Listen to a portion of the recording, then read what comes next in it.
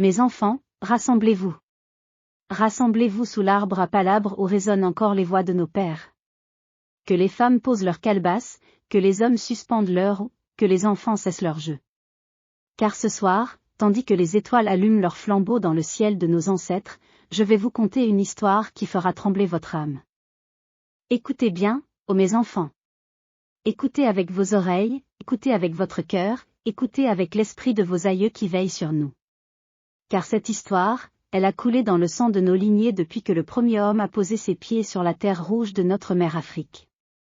Esprit de la forêt, esprit de la rivière, esprit de nos ancêtres qui reposent dans la terre sacrée, prêtez-moi votre voix. Que mes paroles portent la vérité comme l'aigle porte le soleil dans ses serres.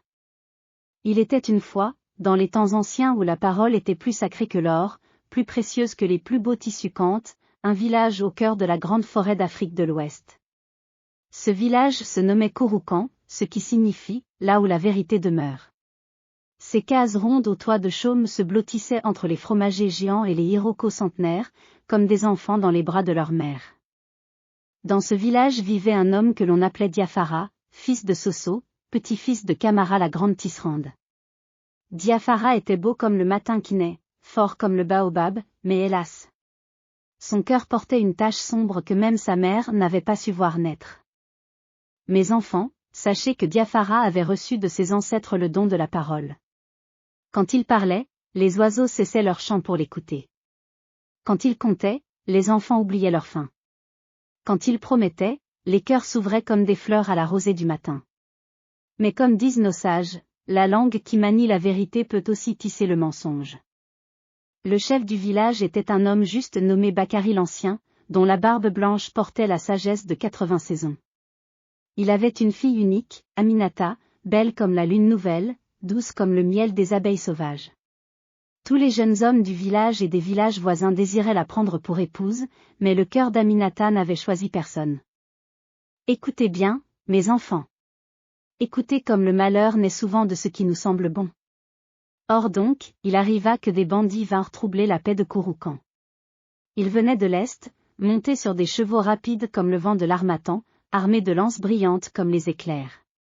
3 fois ils attaquèrent les marchés, 3 fois ils emportèrent le mil, les ignames et les jeunes filles. Bakari l'Ancien rassembla tous les hommes du village sous l'arbre à palabres. Mes frères, dit-il de sa voix grave comme le tonnerre qui roule au loin, ces bandits nous saignent comme on saigne le palmier à vin. Il nous faut un guerrier pour les combattre, un homme brave qui aille les défier dans leurs repères des collines rocheuses. Silence dans l'assemblée. Silence comme celui qui précède l'orage. Car ces bandits, mes enfants, on les disait protégés par de mauvais fétiches, assistés par des djinns malfaisants.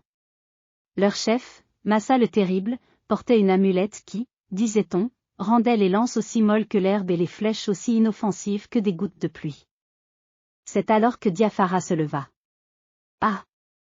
Mes enfants, il se leva comme se lève le lion quand il a flairé sa proie.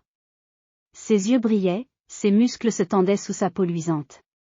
Père Bakari, dit-il de sa voix de miel, moi, Diafara fils de Soso, je vais combattre ces bandits. Je les vaincrai tous, et j'apporterai la tête de leur chef au village. Mais voici, mes enfants, voici où le serpent du mensonge commença à ramper dans son cœur. Car Diafara avait vu comme Aminata le regardait avec admiration, et il pensait, si je promets cela devant tout le village, Bakari me donnera sa fille en mariage. Bakari l'Ancien le regarda longuement. Mon fils, dit-il, promets-tu cela devant nos ancêtres, devant les esprits de la forêt, devant la terre qui nous a vus naître? Et Diafara, que les esprits me pardonnent. Diafara leva la main droite vers le ciel et dit, je le jure sur la tombe de mes pères, sur le lait de ma mère, sur les os de tous mes ancêtres. Dans 3 lunes, je reviendrai victorieux ou je ne reviendrai pas. Alors Bakari sourit et dit, si tu tiens ton serment, Diafara fils de Soso, tu épouseras ma fille Aminata et tu deviendras le chef de guerre de notre village. Mes enfants, écoutez bien ce qui advint.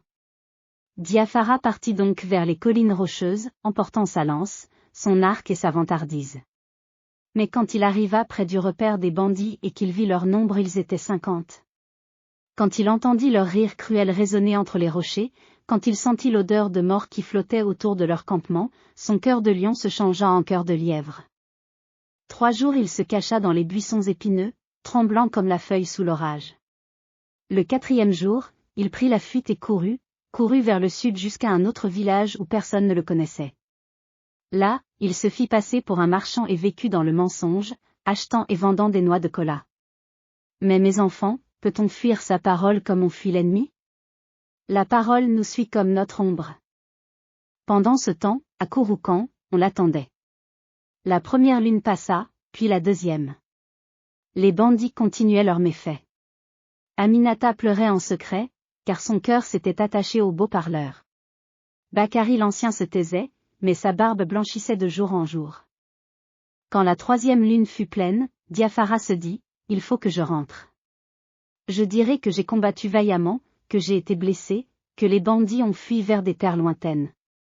Car voyez-vous, mes enfants, le mensonge est comme la termite, un premier mensonge en appelle 1000 autres. » Il revint donc à Kouroukan par une nuit sans lune, se glissa dans sa case et attendit l'aube.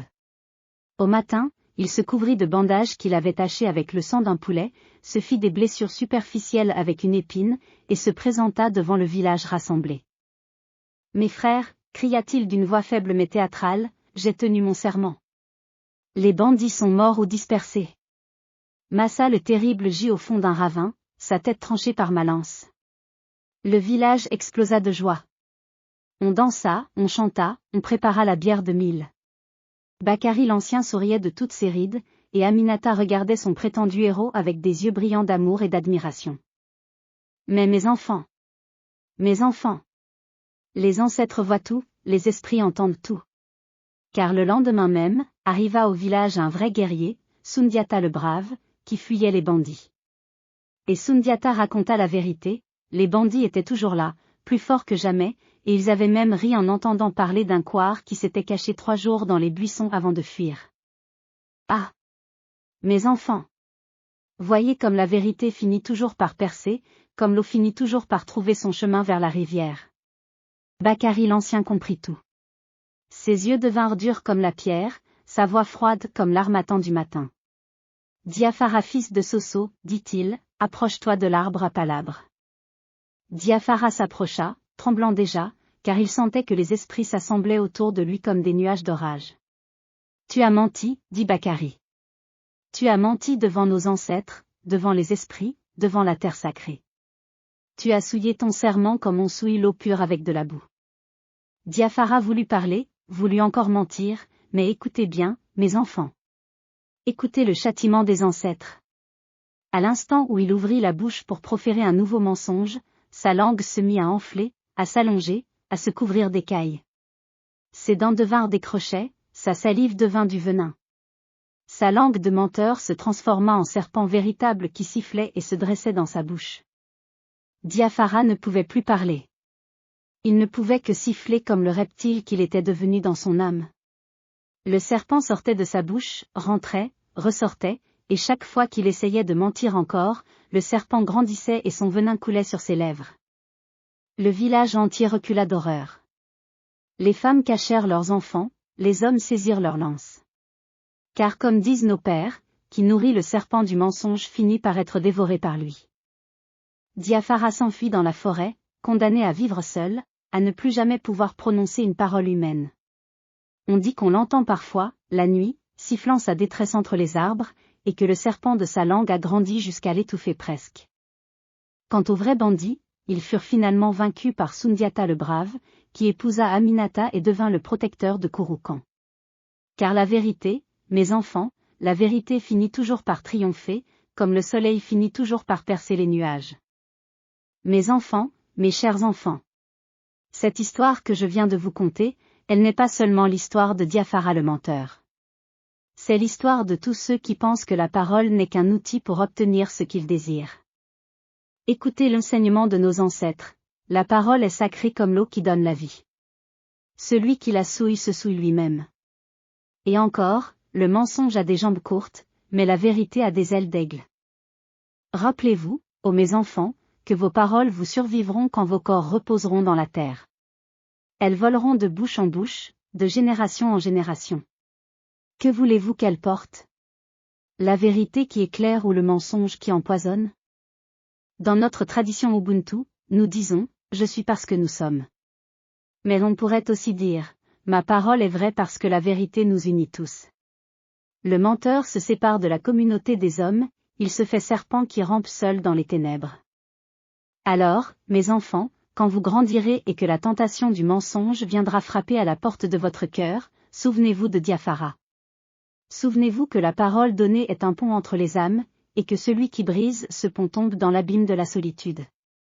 Que les ancêtres bénissent vos langues pour qu'elles ne disent que la vérité. Que les esprits de la forêt protègent vos serments. Que la sagesse de nos pères guide vos pas sur le chemin de la droiture. L'histoire est finie, mais l'enseignement demeure. Allez en paix, mes enfants, et que vos paroles soient aussi pures que l'eau de source, aussi droites que la lance du guerrier, aussi durables que les pierres du fondement. Que la paix de nos ancêtres soit avec vous.